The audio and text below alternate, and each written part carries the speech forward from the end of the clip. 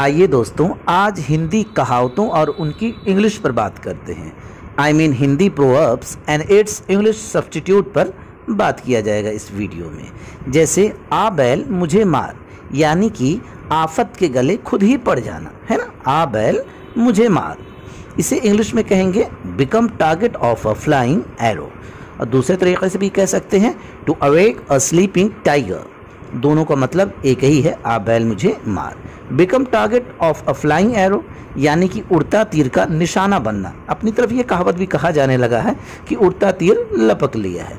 दूसरा to awake a sleeping tiger, सोते शेर को जगा देना यानी खतरा मोल लेना। दोनों का मतलब हुआ आ बैल मुझे मार। दूसरा है अब पछताए क्या हो जब चिड़िया चुग गई खेत, यानी कि अगर नुकसान हो जाए तो उसके बाद स्यापा करने से क्या मतलब है ना। उसके बाद तो कुछ होने से रहा। इसे इंग्लिश में कहते हैं no use of crying over spoiled milk, यानी दूध खराब हो जाने या दूध फट जाने के बाद रोने चिल्लाने से क्या फायदा, कोई मतलब नहीं है उसका। इसे ही हिंदी में कहा जाता अब पछताए क्या हो जब चिड़िया चुग गई खेत। तीसरा है अंगूर खट्टे हैं, ये हूबहू इंग्लिश में भी वैसे ही है, द ग्रेप्स आर सो।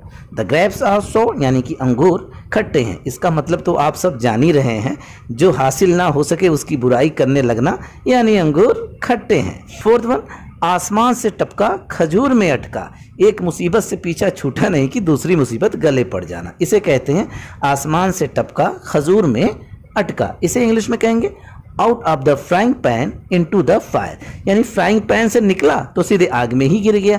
यानी एक मुसीबत से किसी तरीके से छुटकारा पाया तब तक दूसरी मुसीबत गले पड़ गई, यानी आसमान से टपका खजूर में अटका। दोस्तों, इस तरह से कोई और आपको कहावत याद आ रही हो तो कमेंट करके बताएं, उसकी इंग्लिश पर वीडियो बनाते हैं। फिर मिलते हैं नेक्स्ट वीडियो पे। शुक्रिया दोस्तों।